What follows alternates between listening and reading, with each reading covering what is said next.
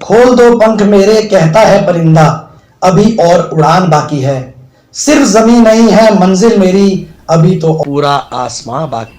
नमस्कार दोस्तों, स्वागत है आपका उत्तराखंड युवा कांग्रेस के खास कार्यक्रम में, जिसका नाम है पॉलिटिकल जर्नी ऑफ लीडर्स, जिसमें आज हम आपको मिलाने जा रहे हैं प्रदेश कांग्रेस कमेटी के उपाध्यक्ष, पूर्व मुख्यमंत्री स्वर्गीय श्री नारायण दत्त तिवारी जी के ओएसडी श्री आरेंद्र शर्मा जी से। आरेंद्र शर्मा जी, बहुत बहुत स्वागत है आपका हमारे शो में।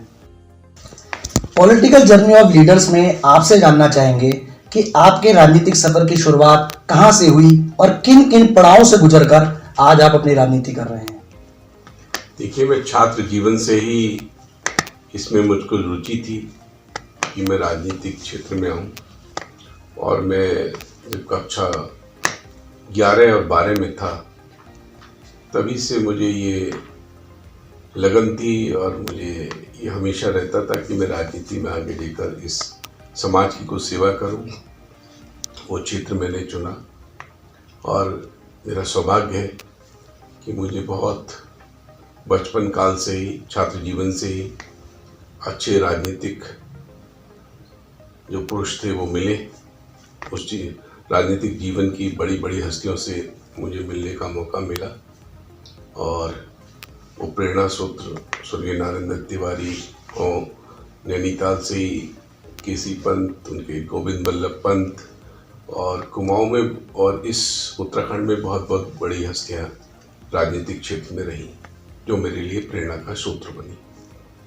और मैं राजनीतिक इस सफ़र में बहुत सारे अनुभव लिए, और आज मैं उत्तराखंड के उस राजनीतिक मैदान में हूँ कि जहाँ आप देखते हैं कि बहुत अनुभव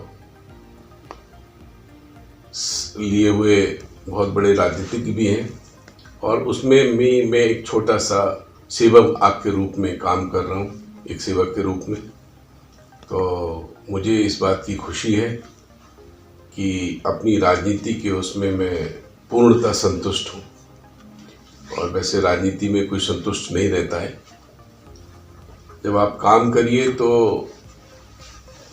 पूरे दिन का कि आपने अपने आज के पूरे दिन में क्या लेखा जोखा रहा, तो मैं समाज की सेवा, चाहे वो युवाओं की, महिलाओं की हो, या हमारे मजदूर भाइयों की हो, या हमारे किसान भाइयों की हो, तो जितना मेरे से हो सकता है मैं अपनी राजनीति के लिए एक समाज की सेवा के साथ साथ उस पूरे विकास के लिए मेरा जो है वो हमेशा एजेंडा रहता है कि किसी भी तरीके से अपने क्षेत्र और अपने उत्तराखंड के लिए विकास के लिए मैं हमेशा सोचता हूँ।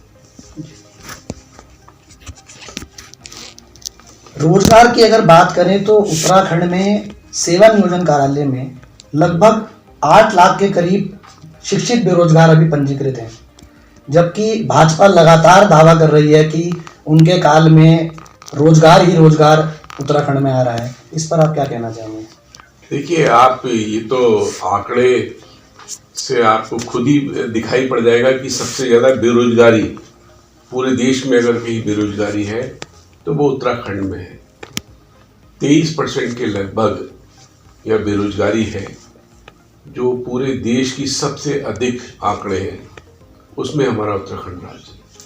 और ये मुझे बड़ा दुख भी है कि 20-21 बरस के बाद भी हमारा उत्तराखंड जिन सपनों के लिए बनाया गया था, युवा उत्तराखंड, यहाँ के बच्चे, यहाँ के हमारे छात्र, यहाँ की हमारी छात्राएं, बहुत ज़्यादा प्रतिभाशाली छात्र हैं, और पूरे देश में ही नहीं विदेशों में भी यहाँ की प्रतिभाओं फैली हुई हैं, और वो अपने अपने क्षेत्र में जो है बहुत ज़्यादा उनका योगदान है। और हमारे जो वर्तमान में देश की, चाहे वो आर्मी हो, नेवी हो, या विज्ञान का कोई क्षेत्र हो, नासा हो और कंप्यूटर हो, सब जगह हमारे यहाँ के छात्र और हमारे युवा साथी हैं, वो अपनी प्रतिभा के साथ अपना लोहा मनवाते हैं पूरे देश में। तो आज मैं युवाओं के लिए, जब से मैं यहाँ का उत्तराखंड का युवा प्रभारी और NSY का प्रभारी मुझको चार्ज मिला है, तो मैंने अपने पहले ही संदेश में कहा है कि हम 20 बरस के लिए युवाओं के लिए नीति बनाएंगे। तो 20 बरस के लिए जब युवाओं की नीति बनेगी अपने एजेंडे में, कांग्रेस जब अपना घोषणा पत्र करेगी, तो हम चाहते हैं कि उस घोषणा पत्र में यहाँ के युवाओं के लिए सबसे जो बेरोजगारी का मुद्दा है उसके लिए पूरे 20 वर्ष का एक हम डॉक्यूमेंट विजन दें, विजन डॉक्यूमेंट हो हमारा, क्योंकि स्किल्ड युवा चाहते हैं हम। आपने देखा होगा कि डेमोग्राफिक डिविडेंड जो है अगले 30 बरस तक, करीब 20-25 बरस तक ये युवा रहेगा देश। और जब युवा की शक्ति को अगर हम सही मायने में नहीं लगाएंगे कि हमारा स्टूडेंट पढ़कर बेरोजगार बैठा है और वो क्या करेगा कि उसके पास कोई रोजगार नहीं होगा, तो वो कुछ गलत कामों में भी लग सकती है उसकी प्रतिभा। तो हम ऐसे कोर्सेज चाहते हैं। आप पड़ोसी मुल्क जो था चाइना, उसने अपना जब देखा था कि 90 के दशक में उसने अपना ये जो आज चाइनीज जितना भी खिलौना हो, माला हो या जो टॉय हो, उसने उस प्रतिभा को पहचानने के बाद उसी टाइम अपना डिटेल प्रोजेक्ट बना लिए थे कि हमारे छात्र और जो युवा साथी हैं वो किस फील्ड में जाएंगे। तो इसी तरीके से आज युवाओं के लिए हमको पहले नीति बनानी पड़ेगी कि हम इंटर क्लास हाई स्कूल के पास के बाद हम हर क्षेत्र में, आज देखिए केवल डॉक्टर्स की जरूरत नहीं है, केवल इंजीनियर्स की जरूरत नहीं है, आज हमको हर क्षेत्र में, चाहे हमारा कृषि क्षेत्र हो, वहाँ भी हमारे अगर प्रतिभाशाली छात्र हैं तो हम स्टार्टिंग से ही उनको प्रारंभ करते हैं। आज कोई फिलोसफर नहीं बनना चाहता है, आज कोई लेखक बनना नहीं चाहता है, आज कोई कलाकार नहीं बनना चाहता है, तो ये युवाओं के लिए हर फील्ड खुला हुआ है। तो जो उनकी प्रतिभाएं हैं वो हर क्षेत्र में होनी चाहिए। आज जो हमारे कोर्सेज हैं जो शिक्षा के हैं, तो उन टीचर्स के लिए भी एक ट्रेनिंग प्रोग्राम, जैसे आईएएस के लिए कोई ट्रेनिंग सेंटर बने हुए हैं, उसी तरीके से शिक्षा जो देने वाले हैं टीचर्स, उनके लिए भी कुछ ना कुछ ऐसा कि हमारे युवाओं के लिए स्किल्ड एजुकेशन का स्टार्टिंग उनमें भी इतने कोर्सेज चलाने चाहिए कि हम 11th क्लास से ही, चाहे वो आर्टिफिशियल इंटेलिजेंस का हो या हमारी आर्ट का हो या हमारी लिखने की कला हो, हमारे लिए कोई ऐसे नाटक वो हो, तो उस प्रतिभा को पहचान कर उस फील्ड में आगे बढ़ाना चाहिए।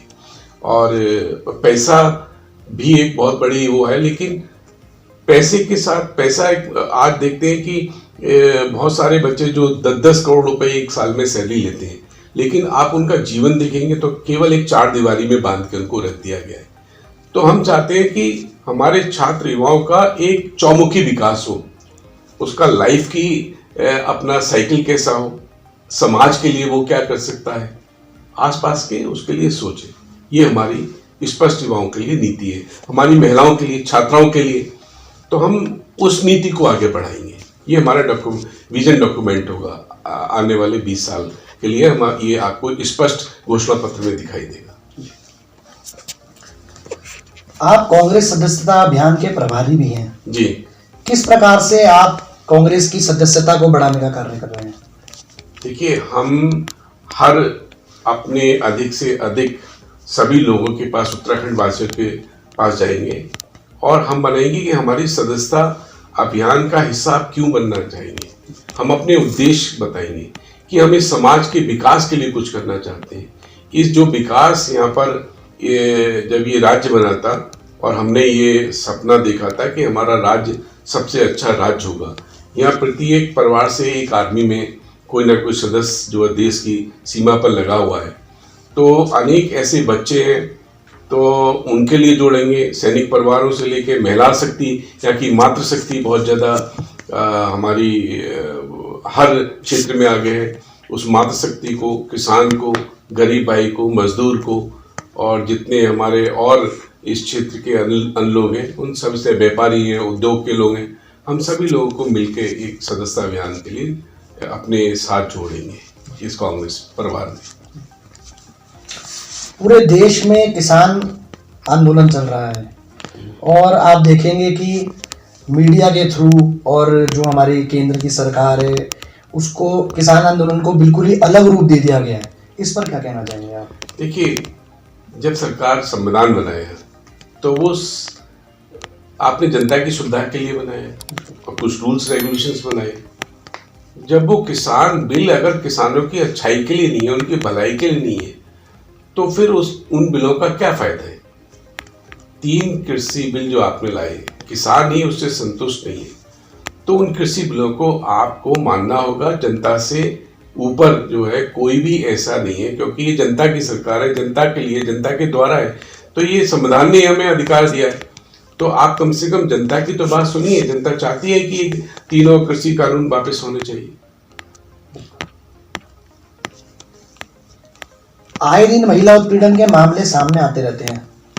यहाँ तक कि बीजेपी के कई सेंट्रल लेवल के नेता और प्रदेश में भी आप अभी देखें, महेश नेगी जी का प्रकरण आया और महिला उत्पीड़न के मामलों में ज़्यादातर उनके नाम आते ही रहते हैं। इस पर आप क्या कहना चाहेंगे?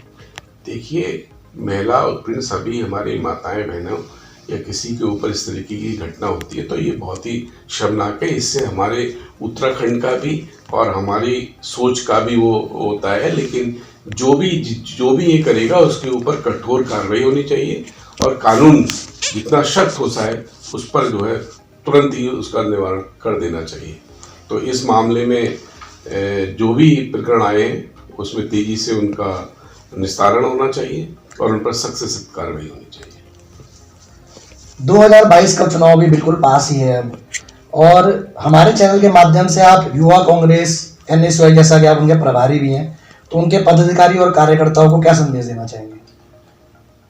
मेरे तो यही संदेश है कि 2022 नज़दीक है, लेकिन हमारे साथी युवा साथी रात दिन मेहनत करने के बाद आज जो पूरे उत्तराखंड में दिखाई पड़ता है, तो एक युवा शक्ति के मेरा ये संदेश है कि वे और मेहनत जो है बिल्कुल, ये जितना अधिक और मेहनत करेंगे तो उतनी हमारी सीटें भी बढ़ेंगी।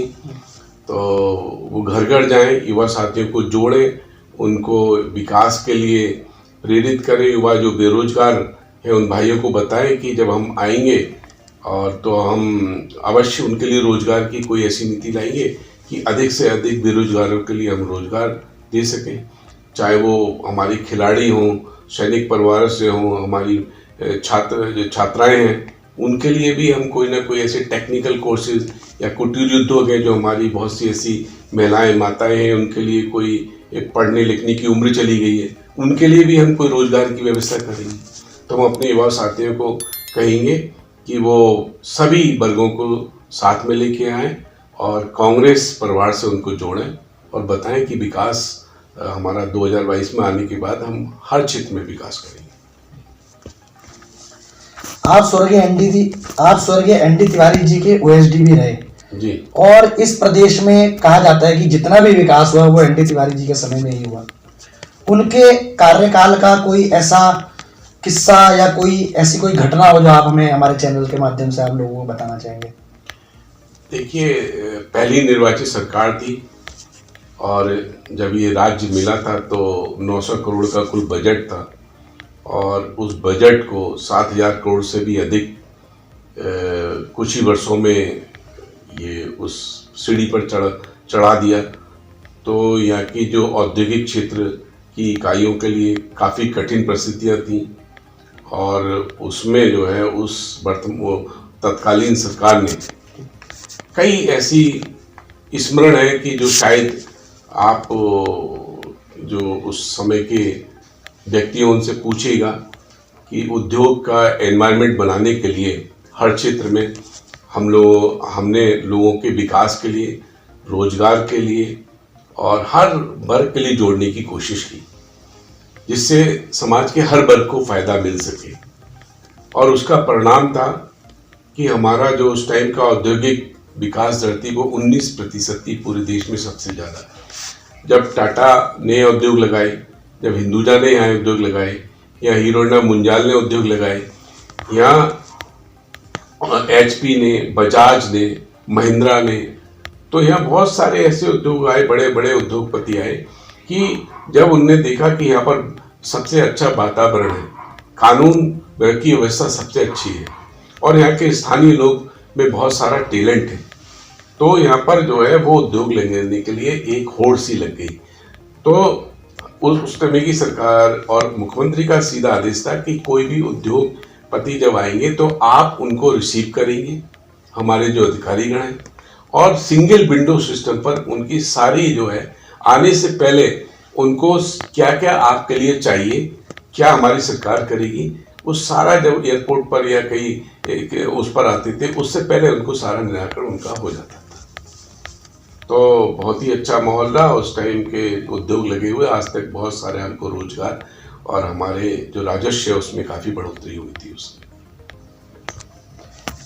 आप सहसपुर विधानसभा से विधायक का इलेक्शन लड़ते हैं और पिछले एक दशक से हम देख रहे हैं कि वहां पर भाजपा के विधायक हैं जी। आज सहसपुर विधानसभा की दशा के बारे में आप क्या कहना चाहेंगे? देखिए, मैंने अभी कुछ ही महीने पूर्व एक ढलानी, जो सबसे हमारा दूरस्थ के गांव का इलाका है इस क्षेत्र का, वहाँ पर एक मरीज को जो है चारपाई पे लाने पड़ा। स्वास्थ्य की व्यवस्था इतनी खराब थी और अभी 20-25 दिन पहले मैं उनकी 13वीं में गया, उनकी मृत्यु हो गई। तो ऐसी दुर्दशा स्वास्थ्य सेवाओं की है, वहाँ डॉक्टर भी उपलब्ध नहीं है, सड़कों का बुरा हाल है। हमारे क्षेत्र में जो बेरोजगारी है, शायद जो है उत्तराखंड में सारी विधानसभाओं में से सबसे ज़्यादा बेरोजगारी हो, सबसे ज़्यादा गरीबी हो, वो चाहे टिमली का क्षेत्र हो, हमारे मिसाक पट्टी हो, दुदई हो, हमारा राजा बाला हो, हमारा जो है वो सोरना डोबरी हो, हमारा इधर आशन पार्क का इलाका हो, हमारे ऐसे सारे गांव हैं, हमारे ये पीलियो और रतनपुर, गणेशपुर से ही जयसिंह मार्ग हो, जो बाकी गांव कुछ परिवार रहते हैं 25-30, वहाँ सड़क का निर्माण नहीं हुआ।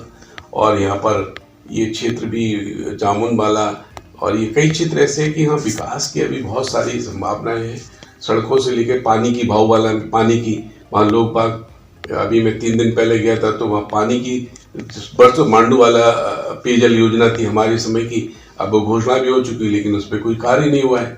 सब सड़कों का बुरा हाल है, आंतरिक मार्ग है, आर्केडिया क्षेत्र में भी पानी की बहुत समस्या है, तो ठाकुरपुर एरिया, श्यामपुर एरिया, तो हमारे जितने भी क्षेत्र हैं, सैलाकुई में शीशमबाड़ा कूड़ा घर बनाया गया, वो किन मानकों पे बनाया गया, उसमें क्या उसकी जांच होनी चाहिए कि जो तथ्य थे वो गलत दिए गए, वो कौन थे, उनके जो दोषी हैं उनके खिलाफ कार्रवाई होनी चाहिए।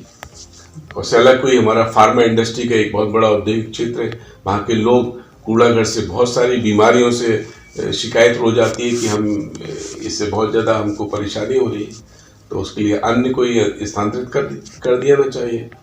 और हमारे जो बेरोजगार भाई हैं उनको जो स्थानीय उद्योग लगे उनमें कोई रोजगार नहीं मिला है। बहुत सारी यूनिवर्सिटियाँ इस क्षेत्र में, लेकिन वहाँ के स्थानीय लोगों के लिए कोई भी छूट नहीं है पढ़ाई में, लिखाई में, और जो यहाँ के उद्योग हैं उनके लिए कोई ऐसी व्यवस्था नहीं है कि 70% से अधिक उनके लिए रोजगार जियो अवश्य है, लेकिन उस जियो का यहाँ के स्थानीय बेरोजगारों के लिए कोई भी लाभ नहीं मिल रहा है, ना शिक्षा क्षेत्र में, ना उद्योग के क्षेत्र में। तो जो यहाँ विश्वविद्यालय खुले हैं उसमें यहाँ के बच्चों को, उनको फ्री एजुकेशन, उनके फ्री कोर्सेज के लिए एक व्यवस्था होनी चाहिए। और महिलाओं के लिए कुटीर उद्योग यहाँ पर इस क्षेत्र में लगाए जाने चाहिए। किसान काफ़ी ऐसा क्षेत्र है कि उनके लिए नई किस्म के उन्नत बीज लाए जाएं, उनकी फसल पैदावार बढ़ाई जाए। औषधीय जो पौधे हैं उनके लिए हिमाचल या अन्य जो क्षेत्र हैं, पहाड़ी क्षेत्र हैं, उनमें कुछ ऐसे औषधीय खेती हो रही है वो हमारे क्षेत्र में हो, जिससे किसानों और बाकी लोगों की आय बढ़ सके। पेट्रोल, डीजल और गैस के दाम लगातार बढ़ते जा रहे हैं। आए दिन आप देखेंगे कि लोग विरोध प्रदर्शन कर रहे हैं, जबकि जब कांग्रेस की सरकार थी तो भाजपा के लोग रोडों पर आकर इसका विरोध किया करते थे। इस पर क्या कहना चाहेंगे आप? आप देख रहे हैं जनता कितना त्रस्त है डीजल और पेट्रोल के दामों से। आप जो है आज 100 रुपए के लगभग जो है पेट्रोल डीजल की कीमत लगभग बराबर हो गई है, जिसमें जो राजस्व है जो केंद्र सरकार लेती है 36 रुपए से भी ज़्यादा टैक्सेस उस पर लगाए गए। तो ये, और जब आप सत्ता में नहीं थे तो आप कहते थे कि पेट्रोल डीजल के दाम क्यों सस्ते नहीं हो रहे हैं, जबकि जब 80 रुपये डॉलर था तब 40 रुपये लीटर तेल था हम लोग के ज़माने में, $120 होता था। आज 55 डॉलर प्रति बैरल है, उसके बाद भी आपका जो है वो दाम कम नहीं हो रहा है। और गैस जो है, आपने देखा होगा कि गैस के दाम अभी कल ही बढ़ाए गए, आज 1000 रुपए के लगभग, 900 रुपए के लगभग जो है सिलेंडर का दाम हो गया है। आदमी त्रस्त है कि आप आय के कोई साधन नहीं बढ़े हैं। आपने जो और कांटेक्ट के थ्रू आपने जितनी जो कहीं नौकरी भी देखी जा रही है, कांटेक्ट, आप एक सरकारी और उसमें अंतर देखेंगे कि महंगाई का कितना अंतर हो गया है। एक जो कांटेक्ट बेसिस है उसको 8000 10,000 रुपये मिलते हैं, और वही वेतन जो है वो किसी एक समकक्ष गवर्नमेंट का जो पे स्केल है वो उसको 30-40 हजार मिलता है। और 8,000 रुपये में उसको अपने यहाँ से लेके डीजल का खर्चा करना है, अपने बच्चे के सारी व्यवस्था करनी है, परिवार का पालन पोषण करना है। तो इस तरीके से जो है एक बेरोजगारी और ये जो महंगाई है इतनी ज़्यादा हो गई है कि उससे सब आदमी त्रस्त है। आज के ज़माने में महंगाई इतनी ज़्यादा चरम सीमा पर है कि आप जो है बजट में भी आपने उनके लिए, गरीबों के लिए कोई ऐसा रिलीफ नहीं दिया है जिससे वो कह सके कि ये आम जो बजट है वो एक गरीबों के लिए बजट है। और जो हमारे जिस आशा से ये सरकार बनी थी वो आशा के विपरीत है, और हर वर्ग का आदमी आज परेशान है इस सरकार से, वर्तमान समय से। आज इस सीट पर ऐसा एंकर मैं बैठा हूं आपके सामने जी, अगर मेरी जगह कोई सरकार का नुमाइंदा या सहसपुर विधानसभा के प्रतिनिधि अगर इस सीट पर बैठे होते तो आप उनको कम से कम शब्दों में क्या कहना चाहते? मैं यही कहना चाहूँगा कि आप अखबारों की बजाय जमीनी हकीकत पे जाइए, और जो राह विकास की देख रहा है आम आदमी, उस अंतिम व्यक्ति तक पहुंचने की कोशिश कीजिए कि जिस आशा से आपके लिए इस सत्ता की सीढ़ी पर उसने चढ़ाया था, उसके सपनों को अपने चकनाचूर किया है। और हम वायदा करते हैं कि जब हमारी सरकार बनेगी तो उसके सारे सपनों को पूरा करने का, हम साकार करने का विश्वास उसको दिलाते हैं। उत्तराखंड में खेल सुविधाओं की अगर वर्तमान स्थिति की बात की जाए तो यहाँ के युवा इतना टैलेंट होने के बावजूद भी मजबूर है कि उसको ना तो फील्ड है जहाँ पर वो अपनी प्रैक्टिस कर सके और ना ही और सुविधाएं हैं। 2022 में निश्चित ही कांग्रेस की सरकार उत्तराखंड में बनने जा रही है, उसके बाद युवाओं की खेल सुविधाओं के लिए आप लोग क्या करने वाले हैं? देखिए, यहाँ के बच्चे जन्म से ही जो है ना प्रतिभाशाली बच्चे हैं, और यहाँ के युवा जो खिलाड़ी हैं हमारे, वो राष्ट्रीय अंतर्राष्ट्रीय लेवल पे उन्होंने अपना नाम कमाया है। और मैं कई क्षेत्रों में गया तो वहाँ पर जो है कई जगह मैदान, फील्ड की व्यवस्था नहीं है, और उनके लिए स्टेडियम के लिए उनके कोचेस की अच्छी व्यवस्था नहीं है। जब हमारी सरकार उस टाइम थी, वर्तमान तत्कालीन सरकार 2002 से 2007 तक, तो हमने यहाँ के बच्चों के, युवाओं के लिए, खिलाड़ियों के लिए अंतर्राष्ट्रीय स्टेडियम, एक कुमाऊं में, एक गढ़वाल में, लेकिन और भी यहाँ बहुत ब्लॉक लेवल पर किया जाना बाकी है, गांव लेवल पर किया जाना बाकी है।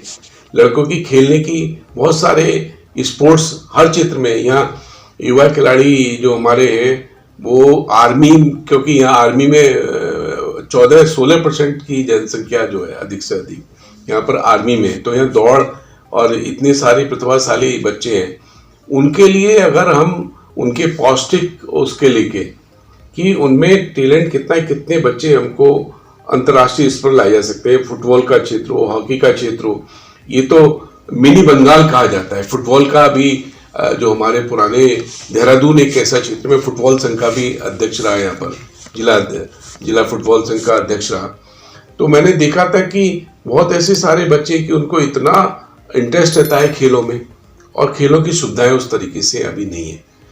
तो हमको टर्फ, जो एस्ट्रो टर्फ जो होते हैं कि रात में, और उसमें 12 महीने खेलने की व्यवस्था, इंडोर स्टेडियम्स बनाने की व्यवस्था है, उनके लिए कोचिंग की व्यवस्था है, उनके लिए हॉस्टल की व्यवस्था है। तो अभी उन प्रतिभाओं को पहचान कर एक पूरा इंफ्रास्ट्रक्चर देने की आवश्यकता है खिलाड़ियों के लिए, और सेना में भर्ती अधिक से अधिक खोलें। तो यहाँ सेनाओं में जो भर्ती, बहुत सारे बच्चे जिनके परिवार का एक सपना होता है कि मैं अपने देश की रक्षा कर सकूं और सेना में भर्ती हो जाऊं, तो उसके लिए भी पूरा 8वीं क्लास से उस बच्चे को जिस क्षेत्र में जाना चाहे, वो चाहे खेल के क्षेत्र में हो, चाहे उद्योग के क्षेत्र में हो, चाहे व्यापार के क्षेत्र में हो, तो गरीबी होने के बाद भी बहुत सारे ऐसे बच्चे हैं कि उसके लिए समाज को आगे आना चाहिए। उस प्रतिभाशाली बच्चों को टैलेंट पहचान कर, ऐसी कोई हमारा उत्तराखंड का कोई भी युवक ऐसा ना रहे कि उसकी प्रतिभा कहीं पर भी मरी या जो है वो अपनी सपनों को पूरा न कर सके। उत्तराखंड में इतने पर्यटक स्थल होने के बावजूद भी उत्तराखंड में पर्यटन की स्थिति बहुत ही नाजुक है। इस पर क्या कहना चाहेंगे आप? देखिए, आधुनिक युग में, आज के युग में कोई भी टूरिस्ट आता है तो पहले वो इंफ्रास्ट्रक्चर दिखता है। तो यहाँ पर इस इंफ्रास्ट्रक्चर बढ़ाने की आवश्यकता है। सारी सुख सुविधाएं यहाँ पर पर्यटन के लिए हों, और इतना अच्छा हमारा उत्तराखंड राज्य है कि मिनी स्विट्जरलैंड की तरह ही हमारा ये राज्य है। यहाँ इतने सारे बच्चे, युवा साथी हमारे हैं, बेरोजगार बच्चे और रोजगार जिन्होंने बाहर हैं, वो चाहे आप लंदन ले लीजिए, जापान ले लीजिए, या चाइना में ले लीजिए, या किसी विश्व के किसी कोने में ले लीजिए, किसी भी 7 स्टार 5 स्टार चाहे ताज हो। मुझे लंदन में भी यहाँ के जो शेफ थे और जो होटल में थे वो मिले, जापान में भी मिले, और चाइना में भी मिले, साउथ कोरिया में भी मिले। तो यहाँ पर हॉस्पिटलिटी की जो पर्यटन के क्षेत्र में बहुत सारा अच्छे कोर्सेज हमें 10वीं क्लास से ऐसी कोर्सेज इंक्लूड करने चाहिए, और जिससे जो है वो बच्चे अपने, चाहे वो पर्यटन के क्षेत्र हो, और एक यहाँ पर बहुत बड़ा क्षेत्र है जो फॉरेस्ट, हमारा जो राज्य है 65% फॉरेस्ट से घिरा हुआ है। तो नेचर गाइड के लिए कोई ऐसे कोर्सेज नहीं है अभी स्टूडेंट्स के कि जो स्टार्टिंग से हम कक्षा 10 से ही नेचर गाइड के लिए पढ़े। और एक और मैं अपने सभी समाज के लिए और उत्तराखंड के राज्य के लिए मेरा एक और संदेश है कि हमारे 5वीं क्लास से एक मॉरल जो है वो चैप्टर जो है, हमारी कक्षा 5 से एक मॉरल चैप्टर जो है कोर्स में इंक्लूड होना चाहिए। और पौष्टिक कि हमारा डाइट क्या है, हमारे बचपन की डाइट क्या है। तो जब बच्चा जागरूक होगा, और कहानी जब हम पढ़ते हैं तो उन कहानियों से प्रेरणा मिलती है। हमारी दादी नानी सब सुनाती थी। तो हम आज जो ये आधुनिक युग है, फेसबुक का युग है, हमारे युवा साथी अच्छे से अच्छे अपनी फोटो, चाहे वो नदी के किनारे हो या वो डालते हैं, या जो हमारी छात्राएं हैं कि आज हमारा हेयर कट कैसा है, ये कट है, उसके साथ साथ ये डालें कि आज हमने कौन सी पुस्तक पढ़ी है। उसको सोशल जो है मीडिया पर शेयर करें कि आज मैंने ये इनके बारे में पढ़ा है, तो इससे मुझको ये प्रेरणा मिली। इस सोशल मीडिया पे इसका इसमें भी उपयोग होना चाहिए। मेरा ये प्राणियों के लिए संदेश। धन्यवाद आर्यन जी हमारे शो में आने के लिए। It was a pleasure talking to you. तो पॉलिटिकल जर्नी ऑफ लीडर्स में आज हमारे साथ थे प्रदेश कांग्रेस कमेटी के उपाध्यक्ष, पूर्व में जो स्वर्गीय श्री एनडी तिवारी जी के ओएसडी रहे, और उन्होंने हमें बताया कि किस प्रकार एनडी तिवारी जी के कार्यकाल में इस प्रदेश का चहुमुखी विकास हुआ, और किस प्रकार आज वह प्रदेश उपाध्यक्ष रहते हुए और कांग्रेस सदस्यता अभियान के प्रभारी होते हुए किस प्रकार कांग्रेस की नीतियों को लोगों तक पहुंचा रहे हैं, और किस प्रकार सदस्यता अभियान को बढ़ा रहे हैं। जल्दी आपको मिलूंगा एक अगले शख्सियत के साथ अपने नेक्स्ट एपिसोड में। तब तक के लिए धन्यवाद। इस खबर को अभी लाइक करें, शेयर करें, अभी चैनल को सब्सक्राइब करें और घंटी जरूर